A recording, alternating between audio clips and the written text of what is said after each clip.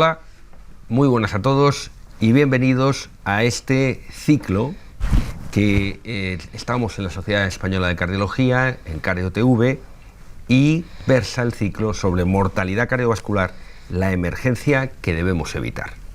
Agradecemos no solo a la SEC, sino también a los laboratorios Ferrer que nos permiten esta actividad educativa. Y concretamente hoy, y aprovechando que probablemente habéis visto que en Lancet se acaba de publicar el estudio de coste-efectividad del SECURE, el SECURE recordemos que se publicó en New England, vamos a hablar de las políticas de prevención secundaria, la morbimortalidad cardiovascular y el impacto económico que tiene que estar en nuestro punto de mira. Y para ello tenemos a dos excelentes, iba a decir ponentes, pero no, profesores, porque nos enseñan, y vamos a hacer un diálogo para llegar al punto de la cuestión. Y tengo a mi izquierda a Julia Quevedo, que es la presidenta de la Sociedad Española de Directivos de Atención Primaria, y en la esquina a Juanjo Gómez Doblas, que viene desde Málaga para estar con nosotros. Sin más, quería entrar en el tema y preguntarte, Julia, sabemos y nos tratamos de decir que yo le llamo como el podium de la vergüenza, que la enfermedad cardiovascular está ahí siempre, o la primera causa, o la segunda, casi la primera, pero ¿cuál es el mayor gasto que crees que genera en el entorno de la prevención secundaria esta enfermedad cardiovascular? Buenos días a todos, gracias. Efectivamente, a ver, no debemos estar para nada orgullosos de estar en el podio de la vergüenza, como tú dices. Es cierto que los costes relacionados con la prevención secundaria son muy elevados y hablamos casi siempre de costes directos, que es lo que podemos medir de una forma tangible, ¿no? Las hospitalizaciones, las pruebas diagnósticas, las consultas, los tratamientos farmacológicos, eso es algo que tenemos claro que tiene un impacto económico brutal. El primer año después de un evento, pues casi 9.000 euros, y el segundo, pues nos vamos casi a los 20.000, ¿no? Entonces, esos costes directos están tangibles y los podemos medir. Pero tenemos otros costes que son los indirectos, los que no tenemos una medida eficaz que nos diga cuánto gastamos, que son las pérdidas de años de calidad de vida, tenemos la situación de baja laboral, tenemos las incapacidades, tenemos en definitiva una pérdida de la salud global del paciente, con lo cual tenemos muchos costes directos tangibles y tenemos pocos estudios de los costes indirectos que esto supone porque es población activa que deja de estar activa y deja de producir. Juanjo, yo quería, además en tu visión como cardiólogo, primero oír tu perspectiva de esto, pero y también, ¿hacemos algo? ¿Qué medidas tenemos que adoptar? Bueno, está claro que fundamentalmente el coste fundamental son los ingresos hospitalarios relacionados después del primer evento, ¿no? Porque eso es lo que supone más costes. Aparte de todo esto que has comentado, Julia, que claramente es muy importante el lucro cesante, que muchas veces influye en este tipo de la población, sobre todo laboral, ¿no? Y no solo los tratamientos, ya sean farmacológicos o no, o las terapias o las estrategias de seguimiento.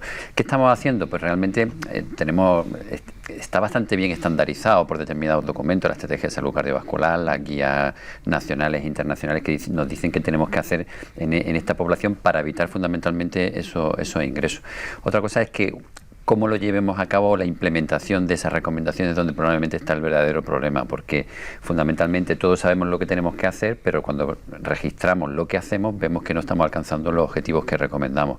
¿Y por qué ocurre esto? Pues muchas veces más son problemas de estrategia organizativa, de problemas de adherencia por parte del paciente, incluso hay un componente sociofamiliar a veces que influye también en estos aspectos, en los cuales uno de los aspectos de los que luego vamos a hablar, por ejemplo, es la adherencia fundamental, ¿no? Yo creo que lo que estamos haciendo es intentar poner orden con determinadas estrategias, como la estrategia de salud cardiovascular del Ministerio, como decía, pero realmente nos falta dar un paso más y llevarla a cabo a la consulta, al día a día de los pacientes para que esto pueda ocurrir. Es decir, que tenemos mucho trabajo que hacer fundamentalmente, aunque tengamos claro lo que hay que hacer. Y en este sentido, yo tengo la sensación que muchas veces los estudios de coste-efectividad pues se miran como de reojillo, por decir alguna cosa. Sin embargo, cada vez son más importantes, no solo en las decisiones de los gobernantes, sino también están influyendo claramente en las guías.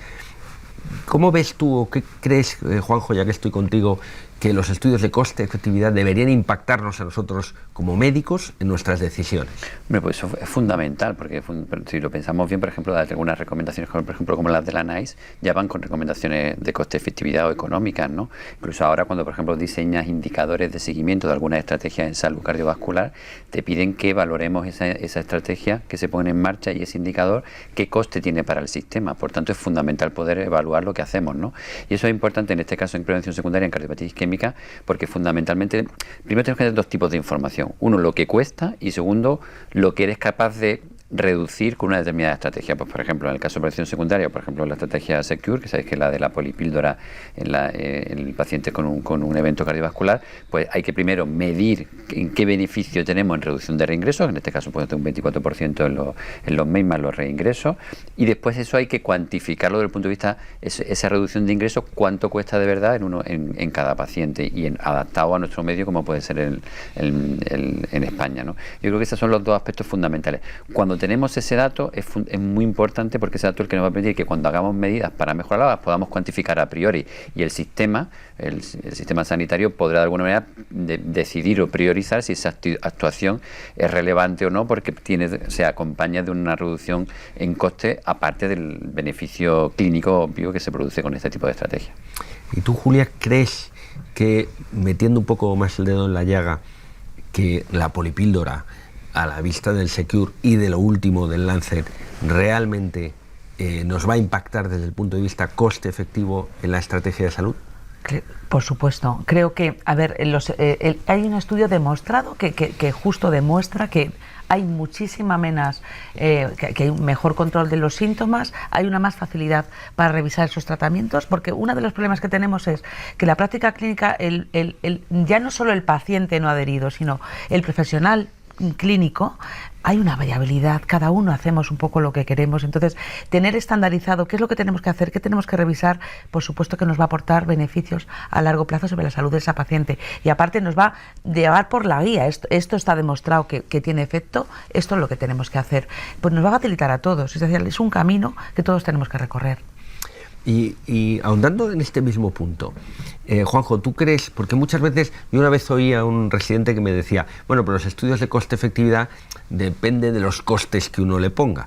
¿Tú crees que este estudio, concretamente el diseño, claro, que vamos a decir cuando está en el respaldo de un Lancet, pero tú crees que el diseño está perfectamente justificado?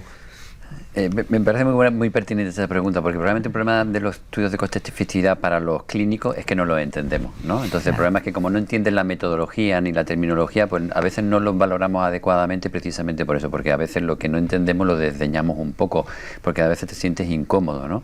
Entonces, claro, te puedes ir solamente a las conclusiones finales, pero claro, que ¿cómo se ha hecho esa evaluación? Hombre, yo creo que en el estudio que se publicó en el Lancet, realmente el respaldo de los autores, ahí está el Mac General, el Brigham, hay gente que está muy dedicada específicamente a esto, es un estudio de alta calidad, hay que reconocer que desde el punto de vista metodológico, y yo que no soy un experto, pero revisándolo un poco te das cuenta que no es un estudio de coste-efectividad que has hecho ahí con 4 amiguetes, ¿no? Sino que fundamentalmente un estudio está muy bien diseñado, está muy bien analizado, y además está sustentado sobre un estudio que era el del New England del Secure, que también tiene una evidencia científica muy robusta. Entonces, por tanto, los datos yo creo que son más que relevantes. Pensemos que este estudio lo que nos viene a decir es que la posibilidad de que la polipíldora sea dominante y coste efectiva está por encima del 80%, 85% en ambas situaciones. Es decir, que claramente supone un beneficio. Pero es algo tan sencillo. Yo creo que los clínicos lo más fácil de entenderlo es si tú tienes una estrategia o un fármaco que reduce eventos cardiovasculares de forma muy significativa, está claro que eso va, y sobre todo esos eventos son eventos duros que se relacionan con estancias largas, con discapacidad, para el paciente y para su familia, pues probablemente, obviamente, va a tener una reducción de costes. Lo importante es cuantificarlo desde el punto de vista, porque después, a la hora de, digamos, como decía al principio, poner medidas, hay que cuantificarlo de una forma un poco más exacta, cualitativa, y este tipo de estudios lo que nos lo permite, ¿no? No sé si quieres apuntar algo aquí. Totalmente de acuerdo con él, que es verdad que a veces los estudios, metodológicamente, cuando no controlamos tanto, nos sentimos incómodos a la hora de evaluarlos y valoramos una conclusión final bien explicada, ¿no? Y en este caso, yo creo que la conclusión más evidente es que hay una disminución de la mortalidad y hay una disminución de los eventos graves que suponen un reingreso y un empeoramiento del paciente, con lo cual yo creo que ahí, con seriedad y con un tiempo de uso de la polipíldora, se ha demostrado que es eficaz. Y entonces ya, quería apuntalar realmente el tornillo. Dime qué implicaciones crees que tiene que tener a todos los que nos están viendo en su día a día. Bueno, pues a nivel, el profesional lo primero tiene que estar actualizado de una forma continua. La inercia terapéutica nos lleva a hacer cosas que hacemos toda la vida, sin tener en cuenta que las nuevas evidencias nos ponen por delante una situación distinta. Con lo cual, cada profesional debemos hacer un reciclaje continuo de nuestra actividad y estar continuamente al día. Y saber transmitir en esta vía al paciente esa corresponsabilidad. A la vez tenemos que estar relacionados con los entornos hospitalarios, desde primaria y hospital, para tener el mismo mensaje clave para que el paciente se encuentre reforzado. Con lo cual creo que tenemos por parte de todos, por el paciente, pero es una parte muy pequeña la del paciente. Es mucho más importante la del profesional, estar actualizado y hacer el seguimiento continuo con tu compañero del hospital, que es el que te va a hacer el camino más fácil. Con lo cual creo la formación continuada, el reciclaje continuo, la actualización y el continuar las guías. No dejarnos llevar por lo que hemos hecho toda la vida. Y Juanjo, ¿qué implicaciones crees que debería tener para el cardiólogo? No solo el cardiólogo del superhospital como el tuyo, sino el cardiólogo en general que trata y ve enfermos día a día. Pues yo creo que tiene muchas implicaciones desde el punto de vista práctico, sobre todo para el cardiólogo clínico, es el que tú te haces referencia. ¿Por qué? Pues porque fundamentalmente estamos hablando aquí de un tema de adherencia. La adherencia es uno de los problemas principales campos de batalla en la prevención secundaria, porque sabemos que se va abandonando y más a medida que va pasando el tiempo. Uno de los componentes de la adherencia es la polifarmacia. Y la adherencia se sabe, y está más que demostrada, que el tratamiento combinado, las polipíldoras, las combinaciones de fármacos son mejores en casi todas las estrategias en prevención. Por tanto, pero si además tenemos la evidencia de que los tratamientos tipo polipíldora o las combinaciones de fármacos mejoran la adherencia, pero tenemos evidencia científica de que eso reduce eventos, que es algo importante, porque no es solo decir que es que mejora la adherencia, sino que eso además tiene un impacto en reducción de eventos cardiovasculares duros. Y además, como en este estudio que está publicado en el Lancet, demostramos que además eso tiene también una implicación en reducir los costes para la salud o para la sanidad que tiene que tratar estos pacientes, pues fundamentalmente estamos cerrando el círculo. De manera que de alguna manera los clínicos deberíamos de saber que cuando estamos utilizando este tipo de estrategias como la polipíldora, lo que estamos mejorando la adherencia, estamos reduciendo eventos y además estamos ahorrando dinero para el propio sistema sanitario. De alguna manera, digamos que no tiene ningún tipo de arista que no quede bien cubierta con este tipo de manejo del paciente. Yo creo que por tanto es una implicación bastante clara y bien sustentada por toda esta evidencia que tenemos a la fecha.